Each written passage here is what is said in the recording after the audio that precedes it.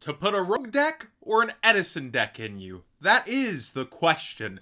What's good, YouTube, and welcome to the house. I don't get how somebody else hasn't done a deck box like this before, but I'm in love with it. Of course, you can use code What'sGood5 for 5% off and to support the channel directly over at Grimoire Accessories. The magnet is very strong on the front of this, and it opens up to reveal a dice tray. It comes with a deck divider. I love the inside color as well. Really great job by Grimoire. And another thing they did is a premium playmat bag. I believe Mana Moon is the only one to really elevate that before. And now we have like this full, really cool concept of one over on their website. I believe that's around, $35, but code What'sGood5 for 5% off and to support the channel will save you a bit in your cart. I really do only partner with accessory brands where I think they bring something unique, different, high quality, and Grimoire has hit that mark from day one. Let's go ahead and talk about getting to the cards, John, with Blue Eyes Spirit Dragon. This has been spiking and a lot of you have been talking about it in the comment section, so it's actually cooled a little from its highest point of having a low listing of 70-75. We see 63-65, and here a lot of sales went into the 70s with this, as Blue Eyes hype is just a fever dream at this point. People are throwing money at their screens at Blue Eyes cards. The quarter century secret rare that we already covered, spiking from Bonanza, and then the 10-1 has been going up. People just want nice Blue Eyes cards. You can see not too long ago this was going 40, 45, and I remember when this was $12. So congrats to those that were in super early. I did not have it on my checklist that this would be the top card of Rarity Collection 2. You might remember the Crossout Designator Conspiracy Theories, which it's still a great card, counters the Mulcharmies, does excellent within the formats, but right now it's Blue Eyes.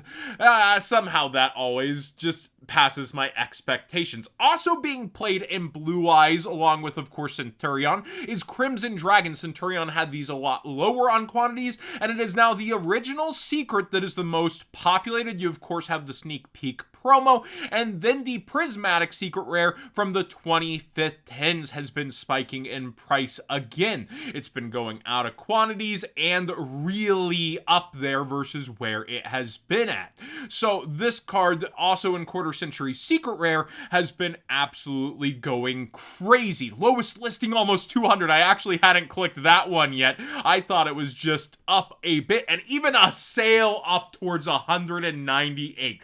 Wow, I remember when these were going around 100 very consistently, even with beginning hype.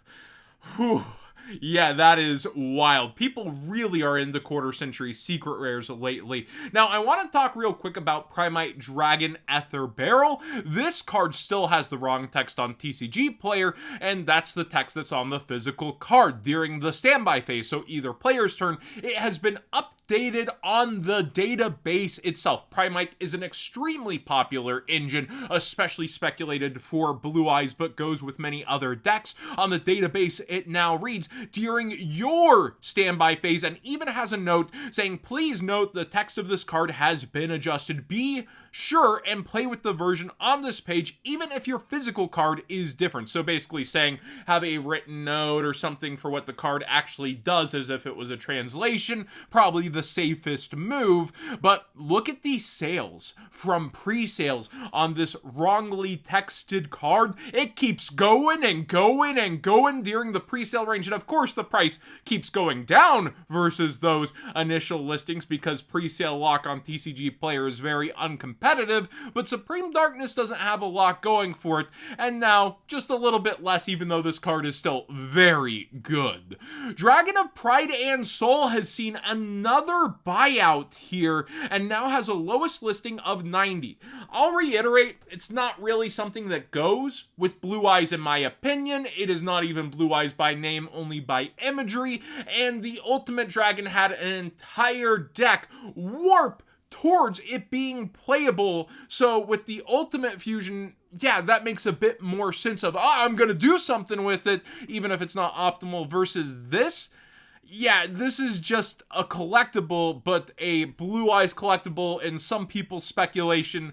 Personally, not mine. I would go for direct Blue Eyes cards, especially with the metagame.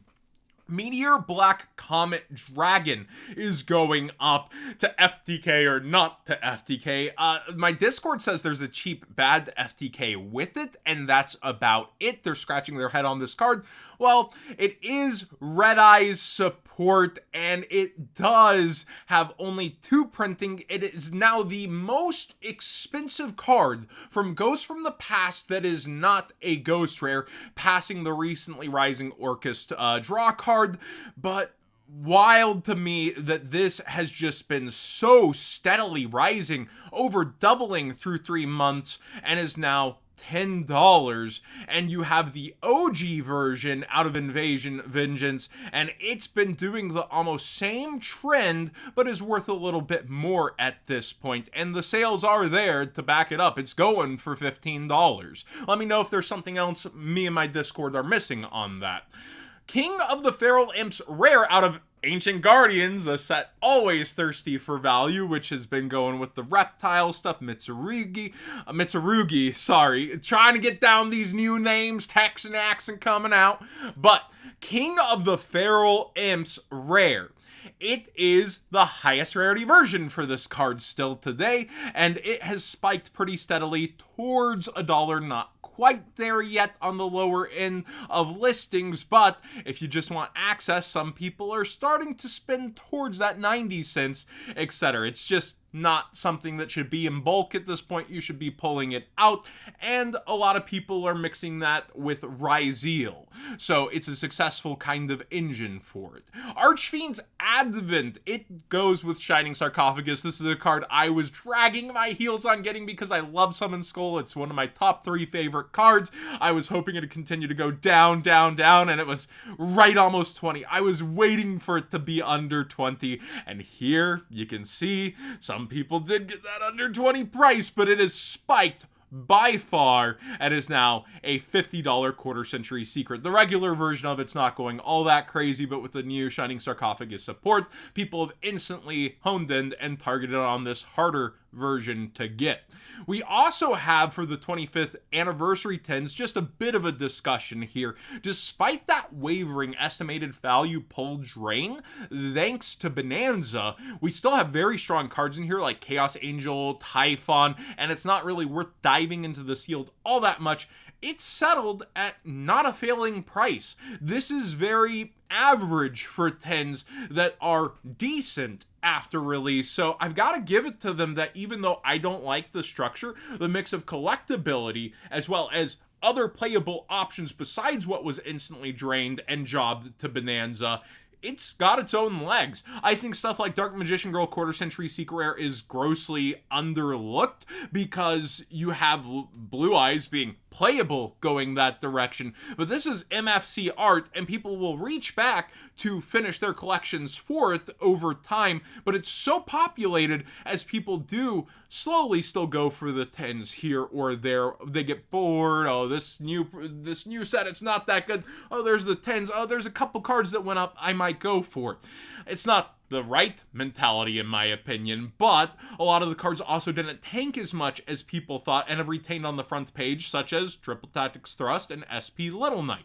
So it's doing okay for itself overall in estimated value pulled, and it has a lot of rising cards with low quantities on the front page as well. I just thought it was interesting to actually look and say, well, I don't agree with it, it's doing all right compared to those 10s, the Ancient Battles ones that just all kind of flopped pretty bad.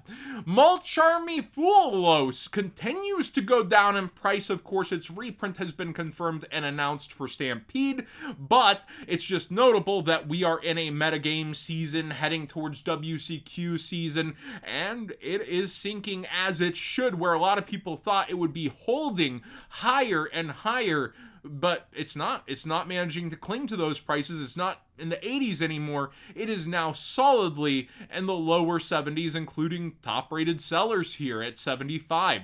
Mulcharmy Perulia is speculated to get a reprint. It is not named, and has fallen all the way back under $40, which is awesome if you want access to this card. Again, I would think they would do both, but they could hold this one and put it somewhere else. But you would think they would do the matching ones, right, and give it to the player base. You never know with Konami. They do hold it close to their chest. And finally, goat tier fish, however you want to say it, of the deep beyond. Both the sneak peek version and secret rare have been steadily climbing in price. Let me know if this is just as a rogue option, if it mixes with something.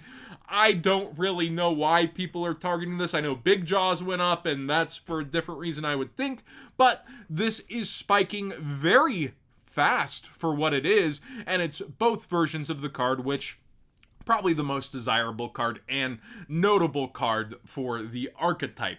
Thanks for watching today's Market Watch. Please subscribe if you haven't already. Give this video a thumbs up if you enjoy these conversations. Always trying to do it in one take, no editing, so we get that never frozen content out for you all. And again, check out Grimoire accessories. I just think this is so neat. Oh, also, it comes in multiple colorways, I guess I should have mentioned.